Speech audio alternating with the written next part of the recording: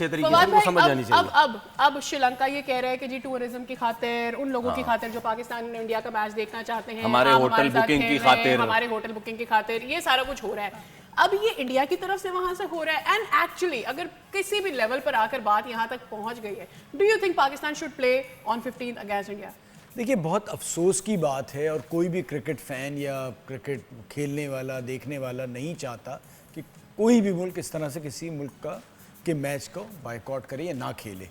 But इसकी शुरुआत जो हुई है वो फॉर्मर क्रिकेटर्स नहीं, बुज़ुर्गों की क्रिकेट में कहूँगा उससे हुई है, जहाँ एक इंडिया के कुछ बुजुर्ग खिलाड़ी थे, हरभजन वगैरह, जी, उन्होंने कहा कि हम नहीं खेलेंगे। ठीक है, लेकिन अब वो कह रहे हैं कि टीवी चैनल्स पे जब बैठ गए, अब वो इसको तनकीद कर रहे हैं। उन्हें ये कहना चाहिए कि जी हमने ही कहा था कि हम अपने मुल्क की खातिर, अपनी जो भी वतन से मोहब्बत है, माँ से मोहब्बत है, उसकी खातिर हम इनसे ना हाथ मिलाएंगे ना खेलेंगे। अभी तो माँ से मोहब्बत खत्म हो गई, सब कुछ खत्म हो गया।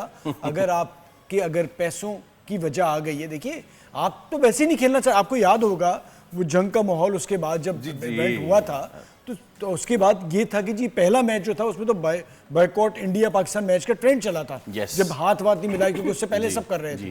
तो भाई आप जो चाह रहे थे वही हो गया। तो आप कह दें ठीक है, वो भी नहीं खेलना चाह रहे हैं, हम भी नहीं खेलना, सबसे पहले खेलना क्यों चाह रहे हैं? हाँ, क्योंकि सवाल तो मेरा ये है, या तो उस वक्त गलत थे या आप गलत हैं। आपके चैनल पे पाकिस्तान की तारीफ में बात नहीं हो सकती किसी क्रिकेटर की या किसी कुछ, आपके चैनल पे कोई क्रिकेटर आके बात नहीं कर सकता, हर चीज नहीं हो सकती वहां पर। कपिल देव ने इनको कितना कुछ नहीं हो सकता, जब कुछ नहीं हो सकता तो क्यों खेल रहे हैं? और फिर आप वही बदतमीजियां करते हैं। आपने जो बच्चों के साथ किया ना 19 साल की टीम के, कि उनकी आप ये तो बड़े भी लड़ाई करते हैं तो ये कहते हैं बच्चे ना करें, आप उसमें भी तो ये गलत हो रहा है। अगर इस तरह का रवैया रखना है तो अच्छा है ना।